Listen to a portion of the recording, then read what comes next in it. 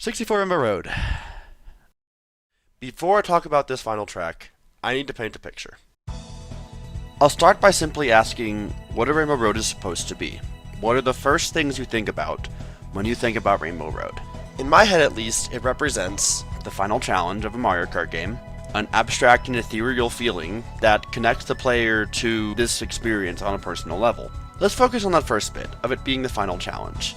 Because if you've ever played Mario Kart 64, you'll know that that's not what you get. Instead, it's this daunting summit of a track that is by far the longest one in the entire series. It's not conquered by some degree of flawless gameplay, but by relenting patience to see it all the way through. But suppose you do decide to play through Mario Kart 64 Rainbow Road in its entirety. What do you experience by doing this? Well, Mario Kart 64's Rainbow Road has some of the most unmistakable level geometry of anything I have ever seen.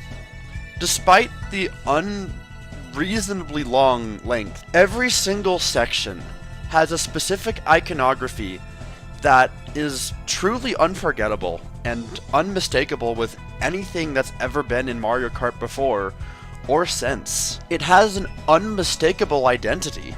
Every long winding corkscrew, every small little dip, every single bit of it feels like it has a reason to be there, only made more apparent by the neon lights of all of the characters in this game. All of this existing in a large, vast, empty space that, despite feeling completely foreign and barren in a weird way, somehow feels like home, despite barely being able to be comprehended at all. All of this leads to a feeling of Mario Kart 64's version of Rainbow Road, feeling like it is otherworldly. And while modern Mario Kart game would never go through with having you race 3 laps of this absolute behemoth of a track, there's something special about Mario Kart 64's version of Rainbow Road as it was presented in its original form.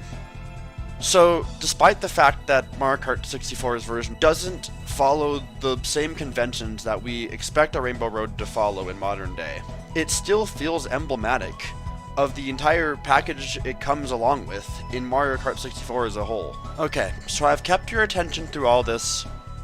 What does this have to do with Mario Kart 8's version of this track? Well, to me, it is hopefully all done so that I can more easily point out the flaws of the version that we are given. Because Mario Kart 8's version of this track is the Ship of Theseus, with that original version of this track built at its core, but twisted in a way that's unrecognizable. Not a single one of the turns on this track feels the same as it does in Mario Kart 64. The beautifully empty starry skybox of 64 replaced with a very generic cityscape down below. The intricate twists and turns and ups and downs replaced with meaningless anti-gravity going in every direction that's anything but what it was before. The translucent road texture that allowed you to see every single part of the track before and after you raced on it. The unmistakably artistic neon lights that defined the original version of this track, replaced with generic fireworks. The obvious fact that instead of retreading this ground 3 times, you only make one quick dash through the entire thing one singular time. The freely roaming chain chomps of the original, now confined to a single section or two, as nothing more than just a simple gimmick to walk past like everything else. And finally, the human attempts to replicate sound which can only really be made with a sound chip that gives it this otherworldly feeling that doesn't feel human.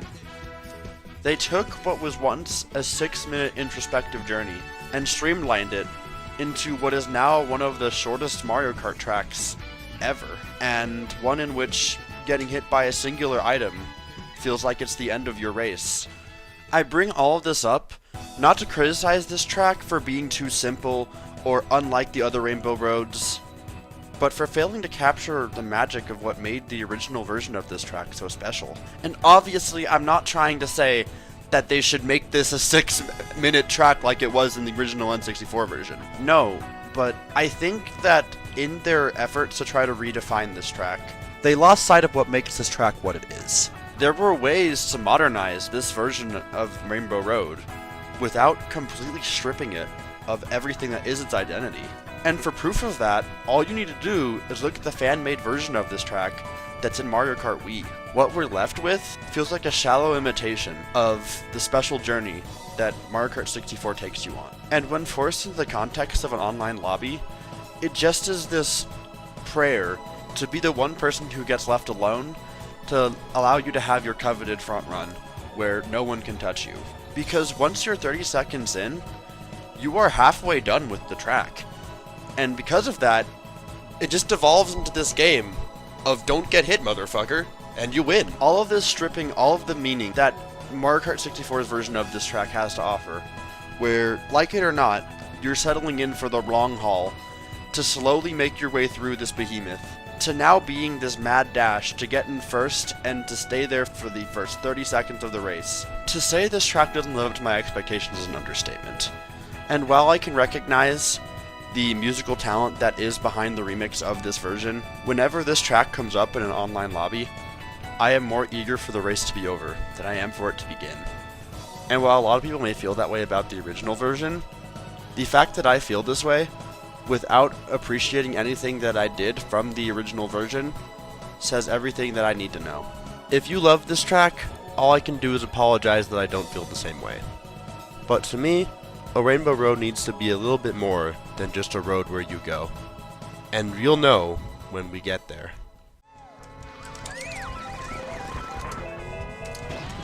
Chat! Chat! Chat! Do I go for it? Fuck it, we ball! Oh!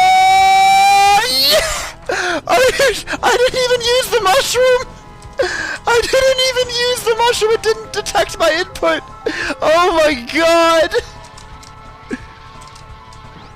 That is what it's all about! Oh my god!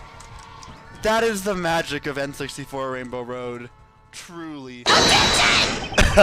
Cool story, bro, but this version has a train.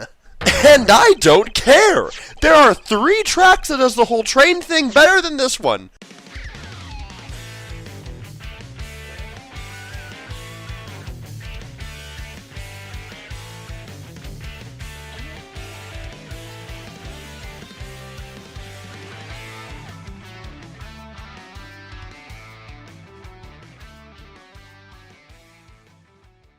Yeah. Woo! I love 64 Rainbow Road! Woo! Just don't get hit, motherfucker!